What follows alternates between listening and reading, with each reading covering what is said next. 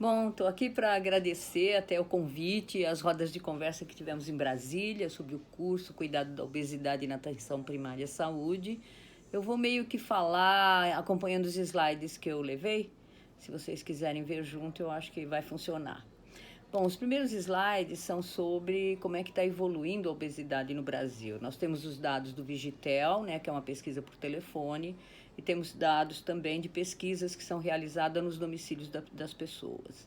O excesso de peso, né, que é medido pelo índice de massa corporal, que é uma relação entre o peso e a estatura das pessoas, né? A gente pode classificar baseado nisso, por isso que é importante ter essa ferramenta, né, na atenção primária.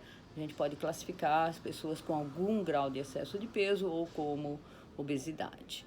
Então, isso vem aumentando no Brasil, tanto em homens quanto em mulheres, e em 2018, que é a última pesquisa que nós temos da Vigitel, mais de 50% da população já estavam com algum grau de excesso de peso.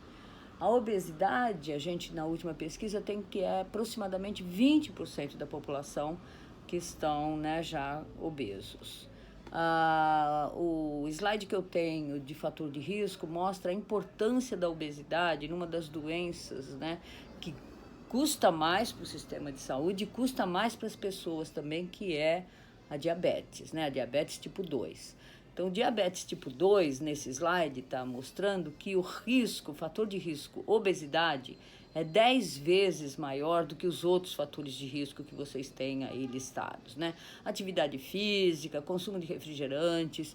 Então, o que pesa mesmo na diabetes é a obesidade. Então, quando a gente pensa em prevenir a obesidade, a gente está prevenindo uma doença que é, né, que judia muito das pessoas, lesão nos olhos, nos pés, né, nos rins. Então, tratar a obesidade é tratar também as outras que a gente chama de doenças decorrentes da obesidade. Tem a hipertensão, a doença do coração, mas eu acho que a doença mais associada, completamente relacionada à obesidade, é a diabetes. Vários são os fatores associados com a obesidade. É óbvio que a gente tem que ter abordagens multidisciplinares para tratar esse problema, mas vocês vão ter que olhar isso do ponto de vista da atenção primária. Quanto mais eu puder influenciar os outros setores, melhor, mas eu tenho que também saber qual é o meu papel dentro da atenção primária e o que eu posso fazer. Uma coisa que eu queria chamar a atenção de quem trabalha na atenção primária é a importância, né?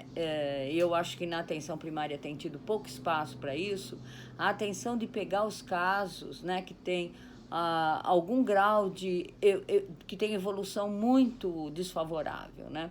Então, não pensar só naquele que já está com as comorbidades.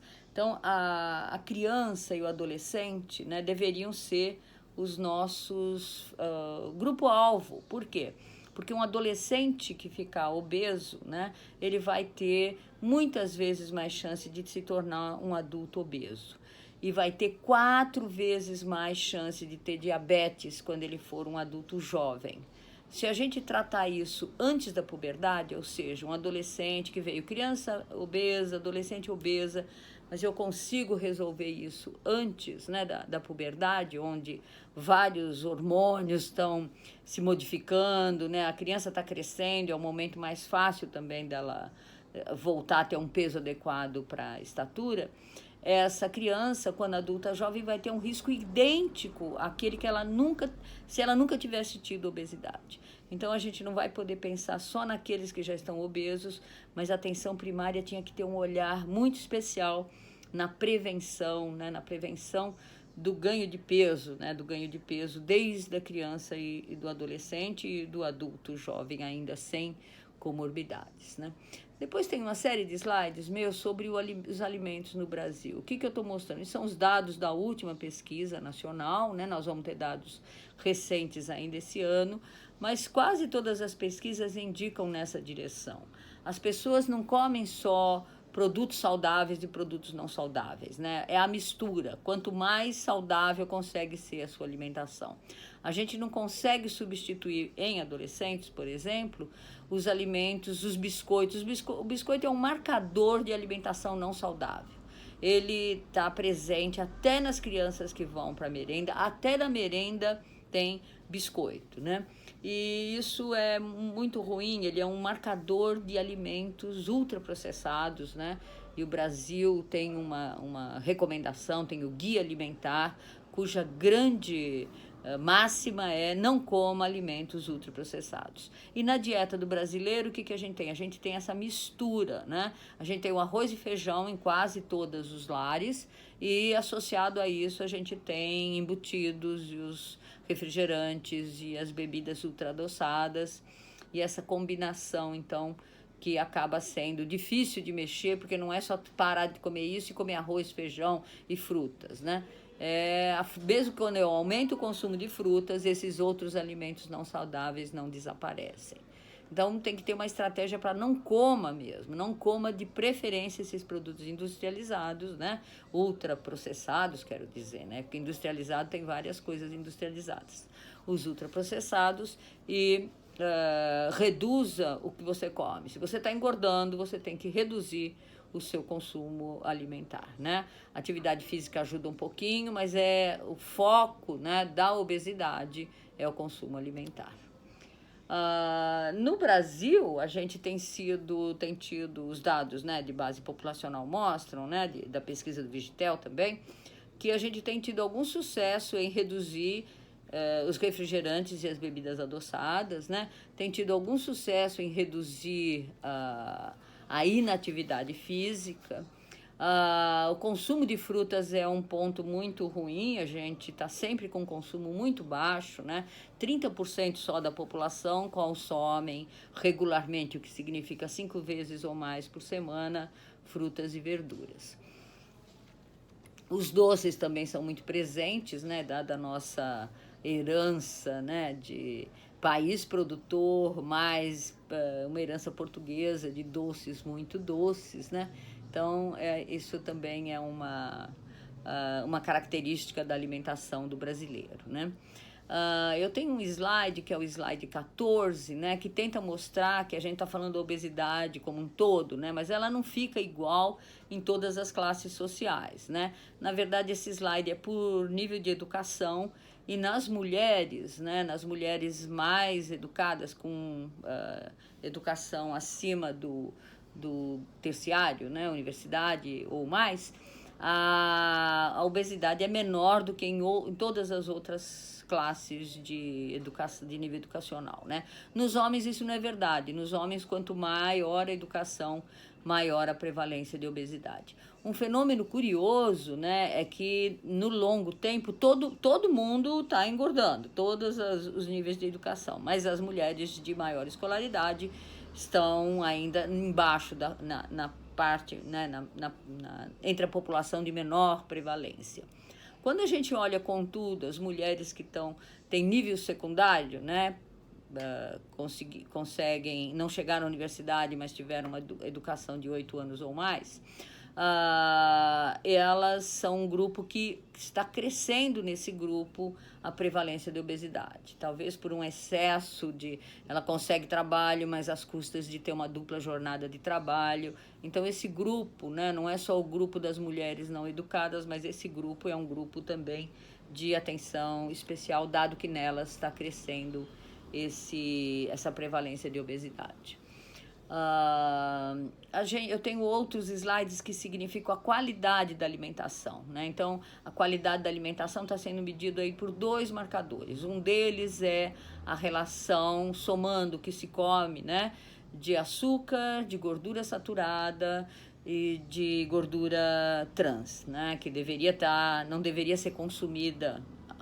Essa gordura dos produtos industrializados não deveria ser consumida e ponto, né?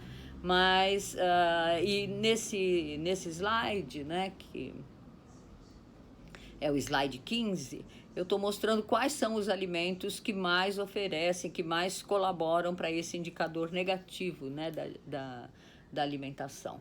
Então, vão aparecer, né, entre você ter um indicador muito alto e um indicador moderado, os principais fatores são, né, as bolachas e os bolos e as bebidas adoçadas.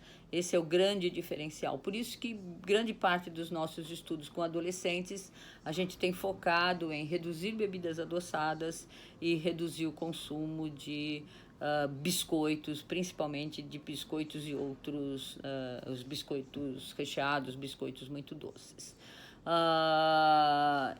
Por conta disso, né, de que ele é um grande marcador de inadequação da alimentação. Uma outra relação que a gente pode ver, a qualidade da dieta, e o país é um alto consumidor de sal também, nós somos alto consumidores de açúcar e alto consumidores de sal. A relação entre o sódio e o potássio. De onde vem o potássio? O potássio vai vir das frutas e das verduras. Então, se eu tenho uma relação muito sal, né, e pouco potássio, quer dizer que eu tenho uma dieta, uma alimentação muito inadequada, né? Então, o sal é um marcador também dos produtos ultraprocessados, né, que eles são, possuem uma quantidade grande de sal. E a gente vê, né, nesse slide, né, que é o slide 16, que esse indicador, né, de alto consumo vai estar presente, muito presente, né, nos que tem, nos homens mais do que nas mulheres, né, e nos mais jovens mais do que nos abaixo de 45 e mais de 45, e nos que têm menos de 4 anos de educação. Então, a qualidade da alimentação também é muito, né, associada ao sexo, à educação e à renda, né? O outro indicador que a gente chama de SOFAS, né? Que é as gorduras e o açúcar de adição, ele é mais também presente, né, nos adolescentes. O consumo médio de sódio no Brasil é muito alto, né? Muito aquém, né, da linha que tem no slide, é onde deveria estar o limite superior. E o consumo médio populacional, homens e mulheres, é muito acima desse valor, né? Depois vem uma série de slides que eu tento apresentar a minha experiência com propostas de prevenção da obesidade em escolares, né? E chego à conclusão, né, de que depois de muitos anos trabalhando com isso, a gente consegue mudar o hábito alimentar, a gente consegue melhorar o consumo, reduzir um pouco o consumo de refrigerantes, a gente consegue aumentar o consumo de frutas, mas a gente não consegue ter grande impacto no ganho de peso, né? Então isso indica o quê? Não adianta a gente ficar só na escola falando como a criança tem que comer, se ela não tiver um paralelo, né, na família, né, em outros, né, no ambiente, se o ambiente da escola, pré-escola, próximo da igreja, perto de casa, família, todo mundo junto, não mudar nessa direção. Depois eu vou comentar de vários slides que vão mostrar que a questão da atividade física não é o grande fator de explicação para a obesidade, mesmo porque quando eu faço muita atividade física num dia, eu tento compensar isso nos dias subsequentes, fazendo uma quantidade menor de atividade física. E por fim, eu vou mostrar quanto que o guia alimentar, né, quanto que a questão de consumir produtos, né, altamente processados está associado, hoje já tem ensaio clínico mostrando que pessoas consumindo uma dieta com muito alimento ultraprocessado versus essas mesmas pessoas consumindo alimentos, né, livres de alimentos, uma alimentação livre de produto ultraprocessado, tem uma diferença de 4 quilos de ganho de peso num muito curto espaço de tempo, menos de um mês, né? Então, é via palatabilidade, aumento do consumo, grande consumo, que esses alimentos ultraprocessados vão levar a um grande ganho de peso, né? Então, terminando, né, é difícil a gente falar só em qualidade da alimentação, toda a nossa ação tem que ser feita via melhore a qualidade da sua alimentação, mas reduz o consumo, reduzir as porções, expor menos as pessoas, né, a alimentos o tempo inteiro, né, fazer com que a vida não rode só em torno de ter mais e mais atos de consumo, né?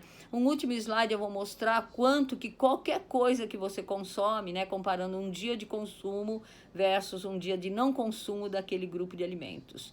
qualquer coisa que você consome aumenta o seu consumo, qualquer grupo de alimentos aumenta o seu consumo calórico, exceção para os vegetais, né? As hortaliças, basicamente. Então, o consumo de hortaliças é o único que, quando comparado, reduz o consumo calórico total. E o que mais aumenta o consumo calórico total, de um dia que você come para um dia que você não come, são os biscoitos, né? E os bolos. Daí eles serem importantes marcadores dessa relação. Uma última slide, né? Eu trago uma bala inocente, né? Que tem dióxido de titânio. Você já pensou nisso? Você dá uma balinha para uma criança e entre 30 itens que tem lá no rótulo, tem dióxido de titânio. Para que alguém precisa comer dióxido de titânio? Eu pergunto, né? E isso é o que a gente chama de nanopartículas. Isso está disseminado em vários alimentos altamente processados, né? E a gente está consumindo várias coisas que a gente não tem a menor ideia do que faz no nosso organismo. Já tem algum estudo mostrando que essas micropartículas podem sim afetar o nosso sistema endócrino. E eu fico por aqui, foi uma ótima oportunidade encontrá-los em Brasília, naquelas rodas de conversa que foram muito interessantes. Até logo.